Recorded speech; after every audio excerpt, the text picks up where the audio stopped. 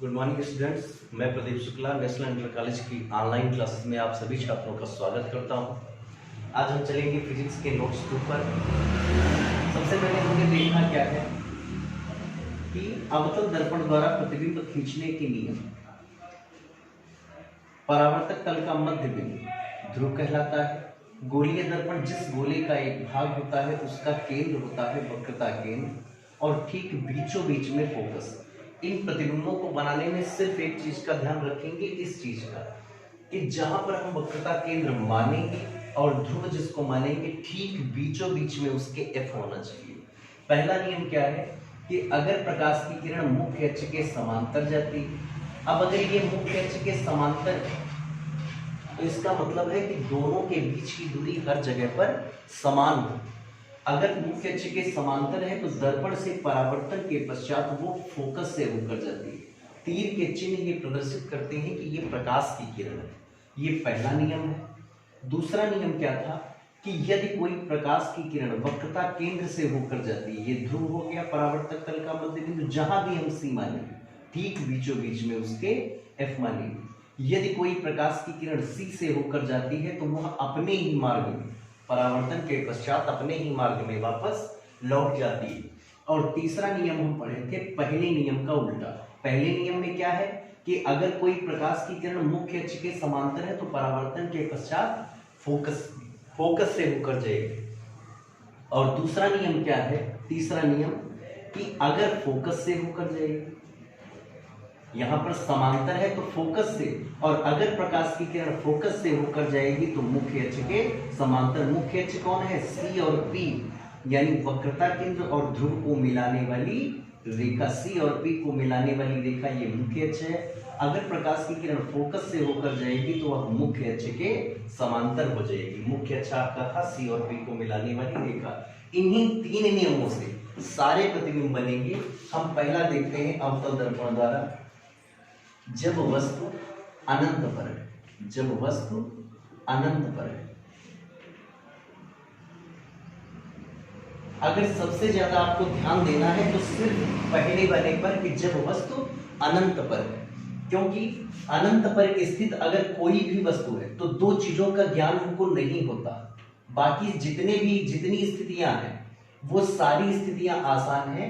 सिर्फ पहली स्थिति को आपको कायदे से समझना है कि अनंत पर अगर वस्तु है तो हमको ना वस्तु की दूरी का ज्ञान है कि वस्तु कितनी दूरी अनंत पर है, ना पता तो है नहीं, तो वस्तु की लंबाई भी हमको पता नहीं है कि वस्तु की लंबाई कितनी है। हमने मान लिया ये कोई वस्तु AB है, तो यहां पर सिर्फ ध्यान देना है कि ये हमने मान लिया C और ठीक बीचों बीच में F होगा। अनंत पर बस हमको ध्यान ये देना है कि अनंत से आने वाली दोनों किरणें एक दूसरे के समांतर आती हैं। यानी एक प्रकाश की किरण जो F से होकर जाती है, ये हमने मान लिया फोकस से। एक प्रकाश की किरण जो F से होकर जाती है, जो फोकस से होकर जाती है, वो मुख्य अक्ष के समांतर हो जाती है। ये प्रकाश की किरण मुख्य अक्ष के समांतर हो गई।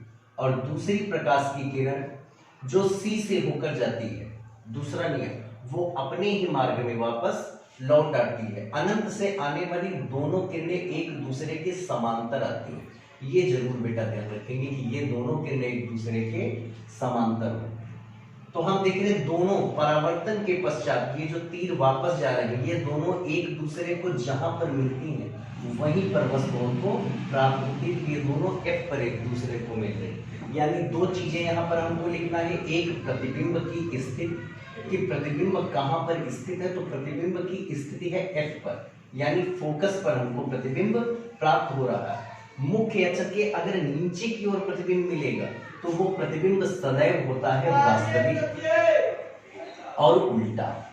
ये दो चीजें सदैव होगी अगर मुख्य अक्ष से नीचे मिलेगा, वास्तविक उल्टा, और वस्तु से बहुत छोटा, वस्तु से बहुत छोटा।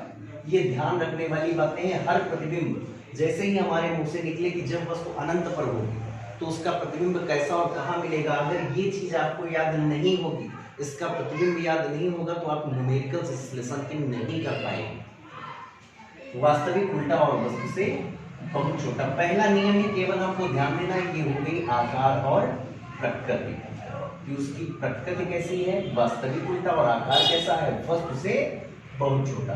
दूसरा पॉइंट है, जब अब अनंत पर है, अनंत से अब सीधे उसके ध्रुव की ओर बढ़ाते रहिए। जब वस्तु अनंत व वक्रता केंद्र के बीच हो। दूसरा देखते हैं, जब वस्तु अनंत व वक्रता केंद्र के बीच हो, ये ध्रुव हो गया, वक्रता केंद्र ये मानना है, और ठीक बीचों बीच, बस इसी का बेटा ध्यान रखना है कि ये ठीक बीचों बीच में फोकस होना चाहिए। अनंत और वक्रता केंद्र के बीच हमने मान लिया ये कोई वस्तु है। अब हमको मालूम है कि वस्तु कहां पर है, तो उसकी लंबाई भी मालूम है और उसकी दूरी भी मालूम है। सीधे हर नियम में तुमको सिर्फ 2 लगा देना, सब आसान है। पहला ही नियम कठिन है, क्योंकि अनंत पर होगा तो दोनों किरणें एक दूसरे के समांतर आएंगे। अब सदैव हमको यही 2 नियम लगा देने हैं और काम करते जाना है। नियम 3 नहीं लगेंगे किसी भी प्रतिबिंब में, 3 में से कोई 2 जो हम लगा पाए, प्रतिबिंब हर बार बनेगा। बी से मुख्य अक्ष के समांतर, अब देखो मुख्य अक्ष आपका कौन सा था, सी और पी को मिलाने वाली रेखा, सी और पी को मिलाने वाली रेखा मुख्य अक्ष है। प्रकाश की किरण तीर लगा दिया, मुख्य अक्ष के समांतर जाएगी। जो प्रकाश की किरण मुख्य अक्ष के समांतर होगी, परावर्तन के पश्चात फोकस से होकर जाएगी। ये प्रकाश की किरण फोकस से गई। अब दूसरा, यहां से हम F से भी गुजार सकते हैं प्रकाश की किरण, और C से भी, तो C वाला आसान पड़ रहा है। जो प्रकाश की किरण C से होकर जाती है, परावर्तन के पश्चात अपने ही मार्ग में वापस लौट जाती है। परावर्तन हम देख रहे हैं कि दर्पण से जो परावर्तित किरणें एक दूसरे को जिस बिंदु पर मिल रही है, वहीं पर प्रतिबिंब हमारा बन रहा है। अगर मुख्य अक्ष से नीचे है तो प्रतिबिंब कैसा है, वास्तविक और उल्टा। तो प्रतिबिंब की स्थिति क्या है कि प्रतिबिंब हमको मिला कहां पर है, स्थित कहां पर है, तो प्रतिबिंब की जो स्थिति है वो C और F के बीच, ये वस्तु है AB और ये इसका क्या मिला, प्रतिबिंब। तो C व F के बीच, C है वक्रता केंद्र और F क्या है बेटा, फोकस। C और F के बीच हमको इसका प्रतिबिंब मिला है। कैसा, वास्तविक है, उल्टा है और वस्तु से छोटा है। अब ये नहीं कहेंगे बहुत छोटा, अब वस्तु से छोटा है, क्योंकि जितनी वस्तु है उससे प्रतिबिंब उसका छोटा है। पहले अनंत पर वस्तु थी, फिर अनंत और C के बीच में। अब तीसरा पॉइंट होगा, जब वस्तु कहां पर होगी, C पर होगी। जब वस्तु, तीसरा पॉइंट कहां पर हो, वक्रता केंद्र पर हो। हम चलते हैं और देखते हैं, ये ध्रुव हो गया, ये C मान लिया, और ठीक बीचों बीच F। अगर इस स्थिति में ठीक बीचों बीच आप नहीं मानेंगे तो गलत हो जाएगा। वस्तु है वक्रता केंद्र यानी C पर। पहला नियम, मुख्य अक्ष के समांतर जाती है प्रकाश की किरण, वो कहां से जाएगी, फोकस से होकर जाएगी।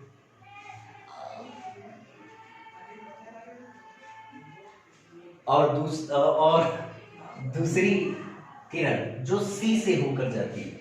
अब देखो, अब यहाँ C से अगर होकर हम गुजारेंगे तो वो दर्पण पे जाएगी ही नहीं, अब तो दर्पण पे। तीसरा नियम आ जाए, वो कहां से होकर जाती है, F से होकर जाती है। अगर प्रकाश की किरण F से होकर जाती है तो वह मुख्य अक्ष के समांतर हो जाएगी।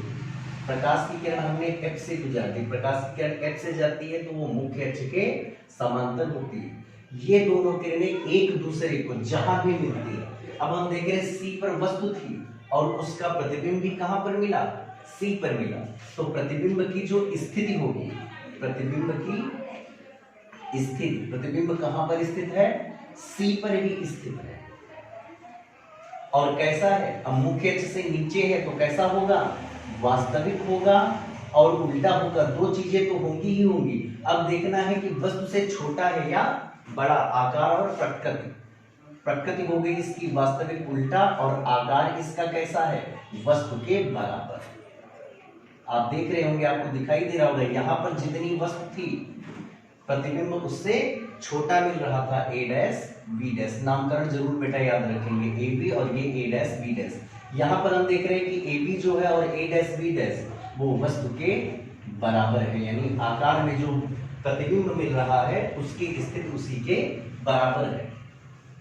अब हम अगला पॉइंट चलेंगे, वस्तु यहां पर है C पर, अब स्थित कर देंगे वक्रता केंद्र और फोकस के बीच। सी व एफ के बीच। ये आपका ध्रुव हो गया, ये वक्रता केंद्र हो गया और ठीक बीचों बीच फोकस। वस्तु आ गई आपकी इस जगह पर। एक किरण मुख्य अक्ष के समांतर, नियम हमारे पास 3 ही है। मुख्य अक्ष के समांतर तो कहां से जाएगी? फोकस से। और जब तक हमको मालूम होगा कि वस्तु कहां पर है, हमको पहला नियम तो लगाना ही लगाना है। मुख्य अक्ष के समांतर तो वो जाएगी कहां से? एफ से होकर जाएगी। मुख्य अक्ष के समांतर तो वो एफ से होकर जाएगी। दूसरी प्रकाश की किरण जो सी से होकर जाएगी। अब अगर हम सी से गुजार रहे हैं, दर्पण को बढ़ाना पड़ेगा, तब वो सी से गुजरेगी। क्या जरूरत है? हम तीसरा नियम लगा देंगे जो कहां से जा रही है? फोकस से होकर जा रही है। प्रकाश की किरण फोकस से गुजरती है और जो प्रकाश की किरण फोकस से होकर जाती है वो मुख्य अक्ष के समांतर हो जाती है। तो अगर ये मुख्य अक्ष कौन था? सी और पी को मिलाने वाली रेखा, इसके बिल्कुल सीधे में यानी समांतर का मतलब ये दोनों किरणें एक दूसरे को जहां भी मिलेगी परावर्तन के बाद वाली, वहीं पर प्रतिबिंब मिलेगा। अब हमको दिखाई दे रहा है कि जो प्रतिबिंब मिला है वो वस्तु से बड़ा है, मुख्य अक्ष से नीचे है। अब प्रतिबिंब कहाँ मिला? सी और अनंत के बीच। सी के बाद इधर अनंत ही हम कहेंगे। तो प्रतिबिंब की स्थिति क्या है? सी और अनंत के बीच। प्रकृति कैसी है? वास्तविक उल्टी। लेकिन अब वस्तु से क्या है? वस्तु से बड़ा हो जाएगा। समझ पाए? अगला पॉइंट चलते हैं, 5वां पॉइंट। प्रतिबिंब को स्थित कर देंगे एफ पर, वस्तु को। वस्तु अब कहां पर है? एफ पर है। ये ध्रुव हो गया, ये वक्रता केंद्र हो गया और ये फोकस हो गया। अब वस्तु स्थित है एफ पर। एक किरण तो मुख्य अक्ष के समांतर जाएगी। ये नियम हर जगह पर लगेगा। कहां से जा रही? फोकस से, तुरंत एफ से गुजार रही है। मुख्य अक्ष के समांतर है तो वो एफ से होकर जा रही है। दूसरी प्रकाश की किरण हम चाहे तो सी से गुजार सकते हैं।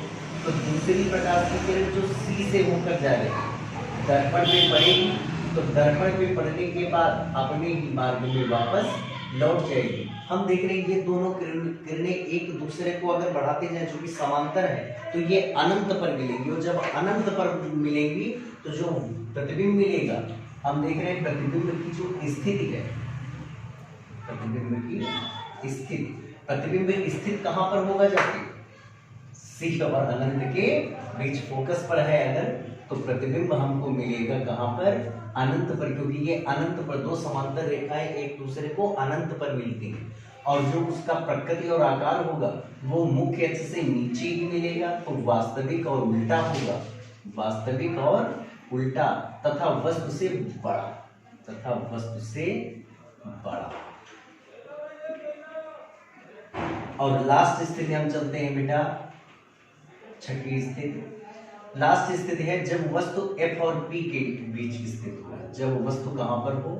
F व P के बीच हो।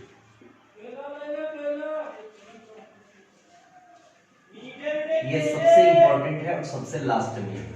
ये ध्रुव हो गया, ये वक्रता केंद्र और ये हो गया ठीक बीचों बीच फोकस। स्थितियां जरूर याद रखेंगे, नहीं तो ये किरण आरेख बनेंगे नहीं। वस्तु आ गई F और P के बीच।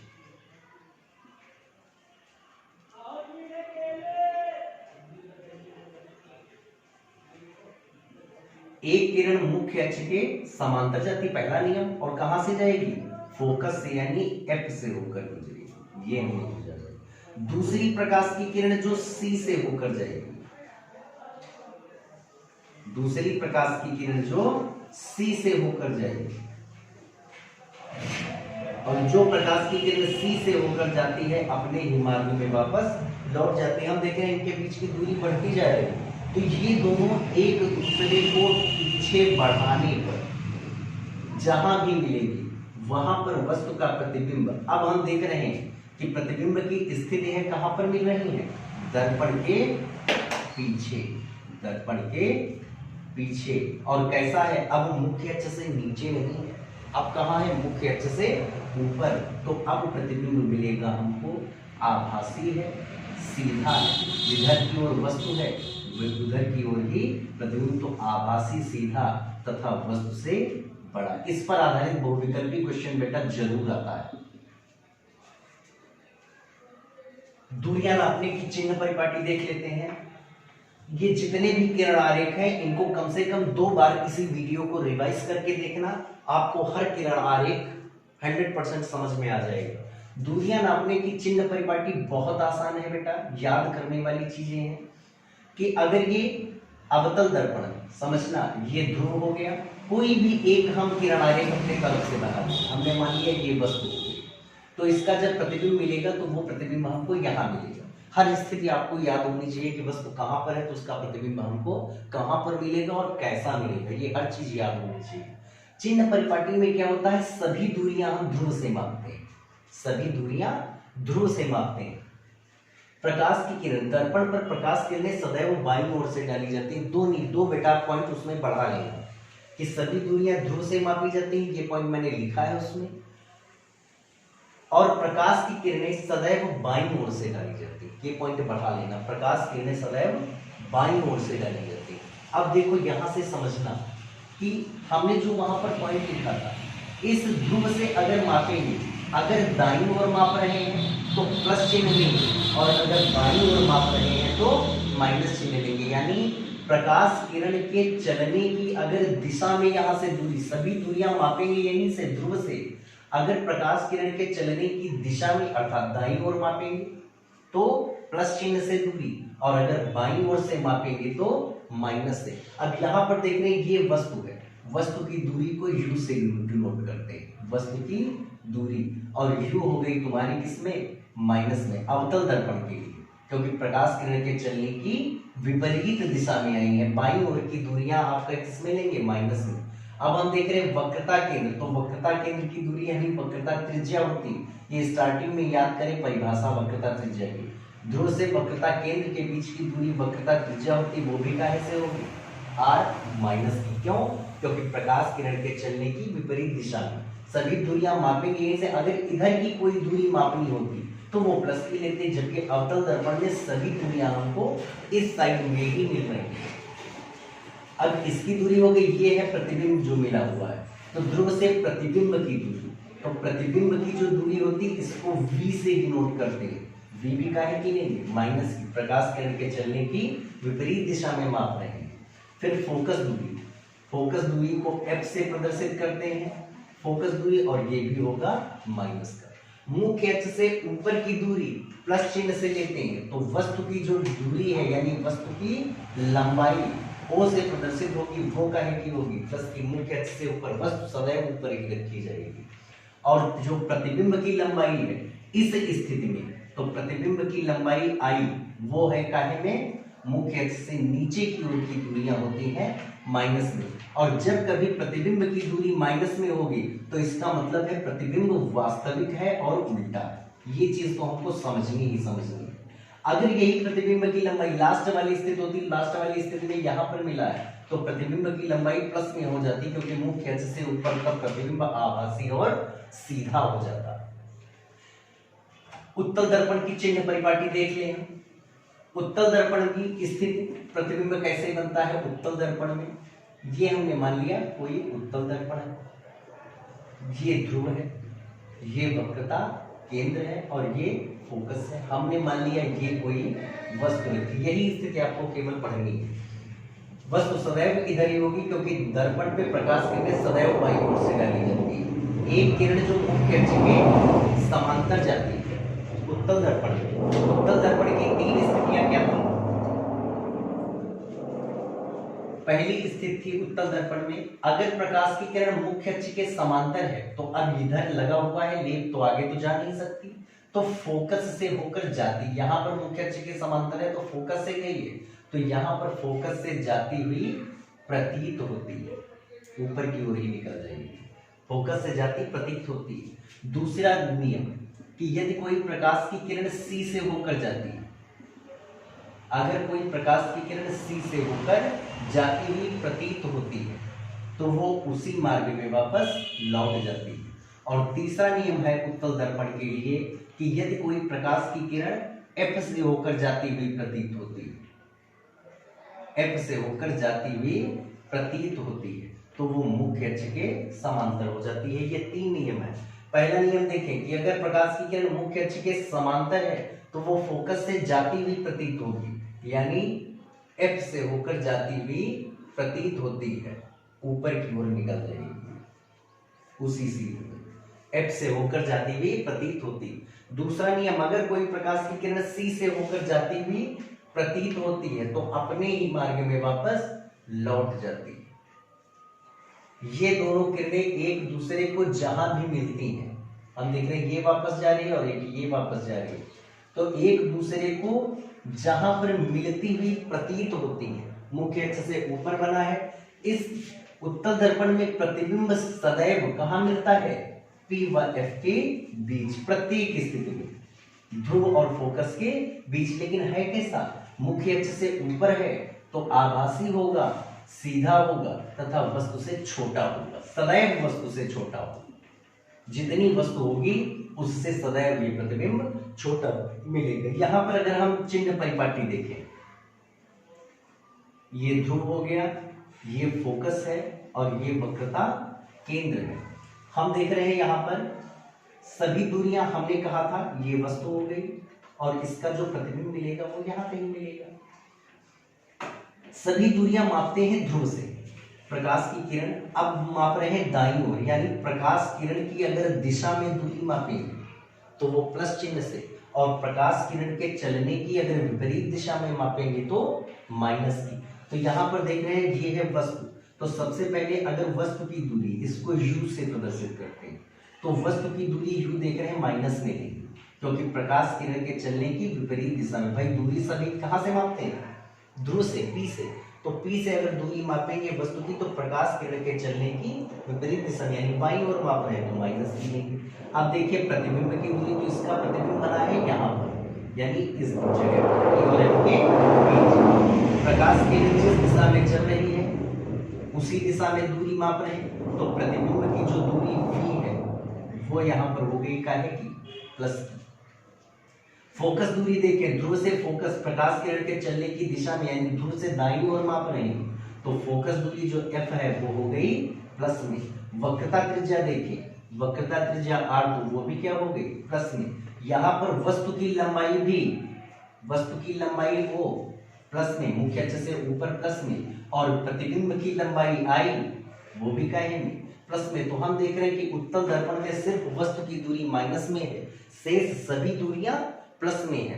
और वहीं अवतल दर्पण को अगर देखें तो ये चारों दूरियां माइनस की है, वस्तु की दूरी, प्रतिबिंब की दूरी, फोकस दूरी और वक्रता त्रिज्या, ये चारों माइनस में है।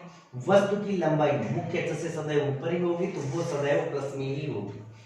प्रतिबिंब की लंबाई हमको बताती है कि प्रतिबिंब आभासी है या वास्तविक है। अगर वस्तु की लंबाई प्लस में है तो इसका मतलब आभासी है। उत्तल दर्पण में प्रत्येक स्थिति में आभासी प्रतिबिंब मिलता है तो वो सदैव प्लस में।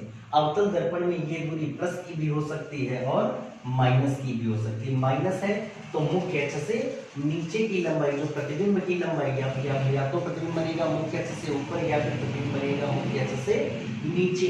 तो अगर मुख्य अक्ष से ऊपर है तो प्रतिबिंब की लंबाई प्लस में, यानी प्रतिबिंब आभासी और सीधा मिलेगा। और अगर आई की लंबाई माइनस में है, यानी मुख्य अक्ष से नीचे, तो प्रतिबिंब वास्तविक और उल्टा मिलेगा। इस वीडियो को लगातार कम से कम 2 बार आप देखें, और 2 बार देखने के बाद साथ में ही हमारे ये किरण आरेख बनाए, तब तक बनाते रहे जब तक ये क्लियर ना हो जाए, क्योंकि इसी से आप न्यूमेरिकल लगाएंगे। कहां पर हमको कैसा चिन्ह लेना है, ये बहुत इंपॉर्टेंट आज का लेसन है। कहां पर कौन सा चिन्ह लगाना है, कैसे हमको लेना है, कब प्रतिबिंब वास्तविक होगा और कब प्रतिबिंब आभासी होगा। सभी बच्चे घर पे रहकर लगातार पढ़ाई करते रहें, क्योंकि जितना आप इधर पढ़ लेंगे उतना ही आपको आगे के लिए फायदा मिल जाएगा।